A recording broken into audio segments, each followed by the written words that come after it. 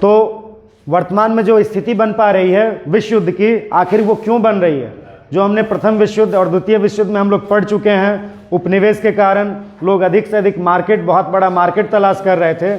आखिर यदि इस चीज़ से हम समझौता कर लें, और जो ऑनलाइन का प्रोसेस है, मैंने बता दिया पहले भी कि ऑनलाइन का मैं कट्टर समर्थक नहीं हूँ। ऑनलाइन की जो पढ़ाई है वो बहुत दूर तक उसकी पहुँच है, लेकिन इससे बेरोज़गारी आने वाले समय में बेरोज़गारी बहुत अधिक हो जाएगी। कैसे होगी? उसी न्यू इकोनॉमिक पॉलिसी की हम बात कर रहे हैं। तो मैं अपने मुद्दे पे आता हूँ और सारे सरकार और प्रधानमंत्री आदरणीय मोदी जी से ये मैं दरख्वास्त करूँगा, रिक्वेस्ट है मेरा कि अभी विश्व मंच पे एक बड़ा सा प्लेटफॉर्म वो तैयार करें और अपने कूटनीति, जो चाणक्य नीति, हम लोग चाणक्य के देश से बिलोंग कर रहे हैं, जिसका कि लोहा पूरे विश्व मानते हैं। चाणक्य अर्थशास्त्री जो हमारे चंद्रगुप्त मौर्य को सम्राट बनाने में सहयोग दिए, तो उस नीति का प्रयोग करके यदि आदरणीय मोदी जी इस विश्व युद्ध को, जो आगामी खतरा है तृतीय world war, third world war, यदि ये खतरा टल जाता है और इसमें मोदी जी का योगदान रहता है, तो नो डाउट हमारा भारत फिर से वो परचम लहराएगा जो इतिहास इसका गौरवपूर्ण इतिहास रहा है।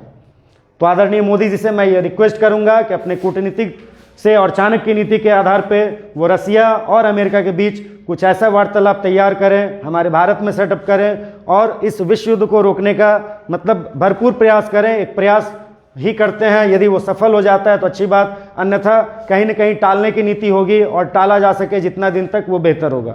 बहरहाल हम अपने न्यू इकोनॉमिक पॉलिसी पे आता हूँ। तो न्यू इकोनॉमिक पॉलिसी ये कहता है, जैसे हम लोगों ने पढ़ लिया primary sector, secondary sector, tertiary sector, और सोशल मीडिया को मैंने इमेजिनरी सेक्टर कहा है। ये मेरा दिया गया नाम है, ना किसी यूट्यूब किसी भी चैनल पे आपने इसका नाम नहीं देखा होगा। तो जब न्यू इकोनॉमिक पॉलिसी के अंतर्गत हम लोग ये 4 प्राइमरी सेक्टर, मैं शॉर्ट में नाम लिख रहा हूँ लेकिन बोल रहा हूँ पूरा, प्राइमरी सेक्टर जिसके अंतर्गत कृषि और कृषि से संबंधित काम सारा आता है, एग्रीकल्चर, फार्मिंग सेक्टर संबंधित सारा काम प्राइमरी सेक्टर के अंतर्गत आता है। जो लोग नहीं जान रहे हैं तो खेती से जुड़ा हुआ काम, पशुपालन से जुड़ा हुआ सारा काम प्राइमरी सेक्टर के अंतर्गत आएगा। सेकेंडरी सेक्टर, सेकेंडरी सेक्टर जिस उत्पाद का गुड्स को तैयार हम फैक्ट्री में करते हैं, उसकी पैकेजिंग करते हैं, पैकेजिंग के बाद एक जगह से दूसरे जगह उसको सेल करते हैं, वो सारा सेक्टर सेकेंडरी सेक्टर में आएगा। अर्थात जितने भी इंडस्ट्री हैं, फैक्ट्री हैं, मिल्स हैं, जो कि अपने प्रोडक्ट को बना के निर्माण करके किसी फैक्ट्री फर्म के अंतर्गत और उसको दूसरे जगह सेल करते हैं, वो सेकेंडरी सेक्टर में आ जाएगा। टर्सरी सेक्टर जिसको कि हम लोग सर्विस सेक्टर भी कहते हैं, सर्विस सेक्टर यानी जितना भी सर्विस से जुड़ा हुआ काम, teacher, lawyer, doctor, CA, etc, यानी जितने भी सर्विस होल्डर हैं, जो भी अपनी सेवा के रूप में सरकार के सामने काम कर रहे हैं या प्राइवेट ऑर्गेनाइजेशन में काम कर रहे हैं, वो टर्सरी सेक्टर के अंतर्गत आता है। इसको एक भाषा में, एक शब्द में ऐसे भी समझा जा सकता है, जब हम पैसे खर्च करें और पैसे खर्च करने के एवज में हमें कोई वस्तु प्राप्त ना हो, तो वो सारा काम टर्सरी सेक्टर के अंतर्गत आता है। हमने पैसा खर्च किया, स्कूल में जाके हमने शिक्षा ग्रहण किया, तो शिक्षा देखने वाली कोई चीज़ नहीं है। ऐसा नहीं कि बच्चे जाके यहाँ से दिखाएंगे 5,000 रुपये मंथली हमने खर्च किया और बच्चे जाके दिखाएंगे इतना बड़ा सामान लेकर आए। बच्चे बन गए तो टर्सरी सेक्टर के अंतर्गत जो काम होता है वो बहुत बड़ा होता है, सर्विस सबसे बड़ा होता है। इसलिए आने वाले समय में और वर्तमान समय में टर्सरी सेक्टर का जो जीडीपी, किसी भी देश के जीडीपी की बात कर रहे हैं, किसी भी देश के जीडीपी को आप कंसीडर कर सकते हैं, तो उसमें टर्सरी सेक्टर का योगदान धीरे धीरे बढ़ गया है प्राइमरी और सेकेंडरी से। हालांकि सबका महत्व उतना ही है जितना प्राइमरी सेक्टर का है, सेकेंडरी सेक्टर का और टर्सरी सेक्टर। किसी भी सेक्टर को हम छोड़ के यदि चल रहे हैं तो उस सेक्टर के साथ ये कमी होगी और आने वाले समय में ये इम्बैलेंस की स्थिति पैदा कर देगा, यानी एक असंतुलन जिसको कि बहुत लंबे समय तक हम पूरा नहीं कर पाएंगे। चौथा सेक्टर ये स्टार है जिसको कि हमने इमेजिनरी सेक्टर काम किया है। इमेजिनरी सेक्टर के रूप में अर्थात सोशल मीडिया, नेट से जुड़ा हुआ जितना भी काम होगा वो आपका, सोशल मीडिया से जुड़ा हुआ जितना भी काम होगा वो इमेजिनरी सेक्टर, ये मेरा दिया गया नाम है, इसको बस समझने की ज़रूरत है। आज इस सेक्टर का बोलबाला धीरे धीरे बढ़ता जा रहा है, लेकिन जितना भी बोलबाला हो रहा है दूसरी तरफ इससे बहुत बड़ी बेरोजगारी आएगी, बहुत बड़ी बेरोजगारी, जिसको मैं अभी समझाने का प्रयास करूंगा। मैं इसके खिलाफ नहीं हूं लेकिन मैं इसका कट्टर समर्थक भी नहीं हूं। यदि आप इस पर निर्भरता कर लेते हैं तो आने वाले समय में ये बहुत बड़ी असंतुलन पैदा करेगा। तो उसी चीज़ को हम समझेंगे इमेजिनरी सेक्टर। तो मैं चाह रहा हूँ कि ये न्यू इकोनॉमिक पॉलिसी एक ऐसा शेड तैयार करे, एक ऐसा प्लेटफॉर्म तैयार करे, एक प्लेटफॉर्म हो, सिंगल प्लेटफॉर्म, और उसके अंतर्गत ये चारों सेक्टर काम करें। यदि मेरा नुकसान सेकेंडरी में जा रहा है तो उसकी भरपाई टर्सरी, इमेजनरी और प्राइमरी सेक्टर कर दे। यदि हमें नुकसान प्राइमरी सेक्टर से हो रहा है तो उसका भरपाई सेकेंडरी, टर्सरी और इमेजनरी सेक्टर कर दे। यदि टर्सरी से नुकसान होगा तो रेस्ट तीनों मेरा बैलेंस कर दे। यदि इमेजनरी से नुकसान होगा तो रेस्ट मेरा तीनों बैलेंस कर दे। अर्थात एक हाथ कमज़ोर होगा तो दूसरा हाथ उसे मजबूत कर दे, दूसरा कमज़ोर होगा तो तीसरा चौथा पहला उसे मजबूत कर दे। एक ये 4 पिलर है, 4 पिलर में से यदि एक कमज़ोर होता है तो बाकी 3 मिलकर किसी को सहारा दे दे। इसी पॉलिसी को न्यू इकोनॉमिक पॉलिसी कहते हैं। और अभी जो वर्तमान में स्थिति बन रही है वो क्लोज्ड इकोनॉमिक पॉलिसी हो गई है। क्लोज्ड इकोनॉमिक पॉलिसी कहने का इस अर्थ में मैं ले रहा हूँ कि सर्विस सेक्टर और टर्सरी सेक्टर पे निर्भरता धीरे धीरे बढ़ रही है। आप फर्ज कीजिए आप 1 लाख रुपए कमा रहे हैं, खाना तो हमें प्राइमरी सेक्टर से ही है, जो मेनली उत्पाद होता है हम लोग का वो प्राइमरी सेक्टर ही फुलफिल करता है। चाहे वो अंबानी हो या अडानी हो, वो खाना में हमारे जैसे ही खाना खाते हैं, गेहूँ और चावल। भले उसका रूप कुछ और हो, वो सोने की थाली में खा सकते हैं, लेकिन चावल और गेहूं से बने हुए प्रोडक्ट को ही मेनली खाते हैं और सब्जी और फल का ही यूज़ करते हैं, चाहे वो 1 करोड़ रुपए एक दिन में या 1 सेकंड में क्यों ना कमाए। उसी सेक्टर को प्राइमरी सेक्टर कह रहे हैं। यानी प्राइमरी सेक्टर को हम छोड़ के किसी भी देश की कल्पना नहीं कर सकते हैं कि वो सर्वाइव करेगा। दूसरी बात है ग्लोबल वार्मिंग। तो इस न्यू इकोनॉमिक पॉलिसी से हम लगभग सारे समस्याओं को बहुत हद तक सॉल्व कर देंगे। यदि मेरी बात समझ में आएगी और यदि आप जुड़ना चाहेंगे इस तरह के प्लेटफॉर्म को बनाने से, किसी भी तरह के युद्ध की समस्या जो होगी इस कारण से आपका नहीं होगा। किसी भी देश में चाहिए बड़ा बाजार और एक बैलेंस। यदि लोग बैलेंस होंगे, संतुलन में उनकी सरकार होगा, उनका जीडीपी, जीएनपी यदि संतुलन में होगा तो हम आने वाले समय में और भी किसी विध्वंसक लड़ाई को रोकने का प्रयास कर सकते हैं।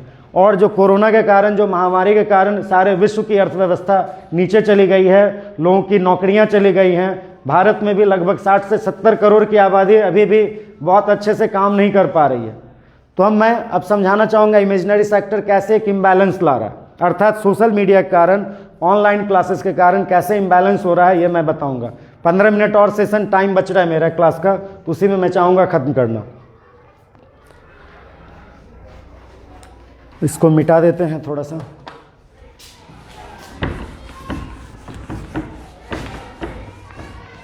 इसको हल्का गीला कीजिए तो हल्का सा। ठीक है, आगे बढ़ते हैं इमेजिनरी सेक्टर के बारे में। जैसे आज ऑनलाइन की दुनिया में बहुत सारे ऐसे टीचर हैं जिनके क्लास को 1-1 करोड़ बच्चे लाइव क्लास देखते हैं या उनका रिकॉर्डिंग क्लास देखते हैं। बहुत ऐसे टीचर हैं, मैं 1-2 का नाम लूँगा और 1-2 के नाम के साथ मैं समझाने का प्रयास करूँगा। अभी ऑनलाइन की दुनिया में भारत में और बिहार में खान सर का नाम बहुत ज़्यादा आ रहा है। ठीक है, बहुत अच्छा क्लास लेते हैं, बहुत कम उम्र के, शायद मेरे से वो 4-5 साल के छोटे ही होंगे। तो उनका क्लास आज 1 करोड़ लोग एक बार में देखते हैं लाइव। और होता क्या है इसको समझिएगा थोड़ी गहराई से। हो क्या रहा है, जैसे खान सर की मैं बात कर रहा हूँ, उन्होंने एक क्लास डाला अपना, एक क्लास को लाइव बच्चे जितना देख रहे हैं, सपोज 10 लाख, 20 लाख, 25 लाख बच्चे लाइव क्लास देख रहे हैं।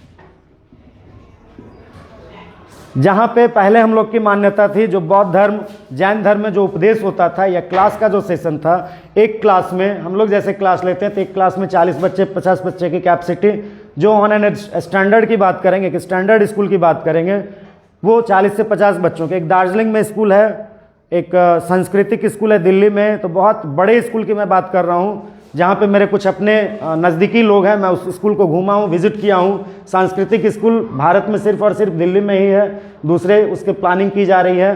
दार्जिलिंग में एक स्कूल है जहाँ पे लगभग 250 टीचर हैं और 1000 के आसपास बच्चे हैं। तो आप कल्पना कर लें एक बच्चे के पीछे कितने टीचर हैं, 1000 बटा 250 करते हैं तो आपका 4 आता है, यानी पर 4 स्टूडेंट पे एक टीचर आपको इन्वॉल्व हो रहा है। फ़ी जो है उससे मतलब नहीं है, फ़ी स्ट्रक्चर क्या है, फ़ी ज़्यादा हो कम हो उससे मतलब नहीं, मैं एक रेशियो बता रहा हूँ जहाँ पे 250 टीचर इन्वॉल्व हैं या रिक्रूट किए गए हैं या एम्प्लॉय किए गए हैं मात्र 1000 से 1200 बच्चे के लिए। और वहाँ पे एक खान सर जैसे टीचर हैं, इस तरह के बहुत सारे टीचर हैं जिनका क्लास 10 लाख 20 लाख लोग लाइव कर रहे हैं। तो मैं खान सर का उदाहरण इसलिए ले रहा हूँ, सबसे ज़्यादा चर्चित नाम अभी वर्तमान में खान सर का ही है। तो एक क्लास इन्होंने डाल दिया, 1 करोड़ बच्चे इन्हीं से पढ़ लिए। बाकी टीचर, बहुत सारे ऐसे टीचर होंगे जो कि अभी बैठे हुए हैं, जो पटना जो भी कॉमर्शियल इलाका था, विद्यार्थी के लिए जाना जाता था, वहाँ पे जो कोचिंग का स्ट्रक्चर है वो धीरे धीरे बदलने लगा है। लोग ऑनलाइन से जुड़ रहे हैं, बच्चे घर पे लेके पढ़ रहे हैं। पढ़ाई के दरमियान जो माहौल बना ये बहुत अच्छा है। तो इसमें अच्छे बच्चे तो पिकअप कर लेते हैं, लेकिन जो कमज़ोर बच्चे होते हैं, फ़र्ज करें जिनको हमने उंगली पकड़ के क ख ग लिखना सिखाया है, वो बच्चे क्या इस प्लेटफॉर्म पे खुद को बिल्डअप बुशअप कर पाएंगे क्या? तो मेरे हिसाब से नहीं कर पाएंगे। इस प्लेटफॉर्म पे वो बच्चे जो कमज़ोर हैं वो कमज़ोर ही रह जाएंगे, जो बच्चे अच्छे हैं वो अच्छे ही रह जाएंगे। 250, 500, 1000, 2000, 10,000 में आपको बहुत अच्छी पढ़ाई दी जा रही है। इसके मैं मतलब विरोधक नहीं हूँ, इसका मैं विरोध नहीं कर रहा हूँ। लेकिन दूसरी तरफ इसको मैं अब जो समझाना चाह रहा हूँ खान सर के माध्यम से उसको समझेंगे। दूसरी तरफ क्या हो रहा है, खान सर जैसे लोग मेरे हिसाब से पूरे विश्व में 10,000 लोग से ज़्यादा नहीं होंगे जिनके ऑनलाइन फॉलोअर्स बहुत ज़्यादा हैं। पूरे विश्व की मैं बात कर रहा हूँ, ग्लोबली मैं बात करना चाहता हूँ कि ये समस्या ग्लोबल है, अन्यथा ग्लोबल वार्मिंग जैसी समस्या से हम लोग नहीं जूझते हैं। जैसे मैंने क्लास में ही कभी पढ़ाया था कि विश्व का एकमात्र देश भूटान है जो कार्बन निगेटिव है, पढ़ाए हैं। तो क्या उस पर कार्बन का असर पड़ रहा है कि नहीं, ग्लोबल वार्मिंग का असर पड़ रहा है कि नहीं? भूटान का कहीं योगदान नहीं, हालांकि वो योगदान दे रहा है उस कार्बन को खपत करने में। कार्बन निगेटिव का अर्थात है जितना वो धुआं उत्पन्न करता है उससे ज़्यादा कहीं वो ऑक्सीजन उत्पन्न करता है। सिंपल अर्थ में कार्बन निगेटिव का अर्थ यही है कि जितना कल कारखाने मोटर कार से जितने भी धुआं, कार्बन डाइऑक्साइड, क्लोरोफ्लोरोकार्बन और बाकी जहरीली गैस जो हम लोगों ने पढ़ लिया, मीथेन, इथेन, सल्फर डाइऑक्साइड वगैरह, इस तरह की जो भी जहरीली गैसेस होती हैं जो ग्लोबल वार्मिंग असर करता है, भूटान इकलौता देश है जो कि कार्बन निगेटिव है। तो वो कार्बन निगेटिव होने के बावजूद भी ग्लोबल वार्मिंग का वहाँ पे भी असर पड़ रहा है, जबकि उसका योगदान और घटाने में तो भैया डायरेक्ट हो या इनडायरेक्ट असर सब पे पड़ना है, आज पड़े या 10 साल के बाद। तो हमने आने वाली पीढ़ी के लिए क्या छोड़ा? क्या हमारे बच्चे शुद्ध ऑक्सीजन में हवा ले पाएंगे या ऑक्सीजन में हमें खरीद के लेना पड़ेगा? जैसे कोई उम्मीद नहीं किया था कि पानी हम डब्बा में खरीद के पिएंगे, बॉटल में, ये कोई उम्मीद नहीं किया था कि पानी को हम खरीदेंगे, लेकिन आज सिस्टम वही हो गया। तो आने वाले समय में आप ऑक्सीजन बैग में, स्कूल बैग के साथ एक ऑक्सीजन का सिलेंडर लटका के चलेंगे, क्या आप उस दुनिया की ओर जा रहे हैं या अपने आने वाले भविष्य को आप एक स्वच्छ और समृद्ध पृथ्वी देना चाह रहे हैं? तो ये ग्लोबली बात है, इसलिए इसको ग्लोबली अर्थ में समझा रहा हूँ। तो पूरे विश्व में 10,000 ऐसे टीचर होंगे, 10,000 से 20,000 बामुश्किल हैं, उससे ज़्यादा नहीं होंगे जिनके वीडियो को 1 करोड़ से ज़्यादा लोग देखते होंगे। खान सर जैसे लोग बामुश्किल 100-200 होंगे पूरे विश्व में जिनके वीडियो को 1 करोड़ से ज़्यादा एक बार में लाइव देखते होंगे। बहरहाल मैं वही समझाने की बात कर रहा हूँ, क्लोज इकोनॉमी क्यों होते जा रही है। 1 करोड़ लोग, सपोज आप खान सर के फैमिली के बारे में बात करता हूँ। खान सर कुल मिला के मान लेते हैं 10 लोग होंगे एक परिवार में, माँ बाप, अभी उनकी शादी नहीं हुई है जहाँ तक मेरी जानकारी है, तो उनके बच्चे नहीं हैं। खान सर जैसे लोग, उनके पास समय भी नहीं होता है कि वो अपने लिए कुछ खर्च कर पाएँ। दिन भर क्लास के शेड्यूल में रहते हैं, इतना समय नहीं होता है कि वो अपने आप को कहीं खर्च कर पाएँ। घूमने के लिए जाते हैं तो इतनी छुट्टी भी नहीं होती कि वो कहीं घूमने के लिए जा सकते हैं। तो सेशन क्या होता है उनका, लगातार कंटिन्यू सेशन चलता है। एक क्लास लेने के पहले उनको घंटों मेहनत करना पड़ता है क्लास के प्लेटफॉर्म के पीछे, और उसके बाद वो क्लास लेते हैं। तो इस तरह का उनका शेड्यूल होता है। जो भी ऑनलाइन क्लासेस लेते हैं, बहुत सारी तैयारियां रहती हैं, बहुत सारा स्लॉट पिक्चर को और न्यूज़ को कवर करके एक जगह पे लाके उसके बाद उन्हें बताने का काम करते हैं। तो खान सर के पास इतना समय नहीं है। सब कुछ समय भी है, यदि खान सर कितना कमा रहे हैं उससे मतलब नहीं है, जितना भी कमा रहा है तो वो अपने ऊपर खर्च कितना करेंगे। मार्केट में जब तक खर्च नहीं होता है तब तक इकोनॉमी देखा नहीं जाता। मार्केट के खर्च के ऊपर डिपेंड करता है। सपोज मैं 1 लाख रुपए महीने का कमा रहा हूँ और 10,000 रुपये महीने में खर्च कर रहा हूँ, तो मेरा खर्च मार्केट में कहाँ जा रहा है? मेरी बैलेंस तो एक जगह सेविंग्स के रूप में जमा होते जा रही है, बैंक में हो, उसका फ़ायदा इकोनॉमी में डायरेक्ट नहीं हो रहा है। जब तक मैं अपने खर्च को मार्केट में, अपने इनकम को मार्केट में खर्च नहीं करता हूँ तब तक मार्केट सर्कुलेट नहीं करता है। मार्केट में जो मनी होता है, मनी का सिंपल डिफाइन किया जाता है कि मनी मार्केट में जब तक चलता रहेगा तब तक मार्केट चलता रहेगा। मार्केट से मनी को आप वापस ले लेते तो मार्केट मेरा क्लोज होना शुरू हो जाएगा। तो इसी को मैंने क्लोज्ड इकोनॉमी के रूप में कहा है। तो खान सर जैसे लोग मान लेते 100 लोग हैं, वो 1 करोड़ रुपए महीने का कमा रहे हैं। मोटा मोटी मैं आंकड़ा ले रहा हूँ, कितनी कमाई है, इससे डायरेक्टली किसी को इन्वॉल्व मैं नहीं करना चाह रहा हूँ, और ज़्यादा हो कम हो उससे भी मतलब नहीं, मैं एग्जाम्पल के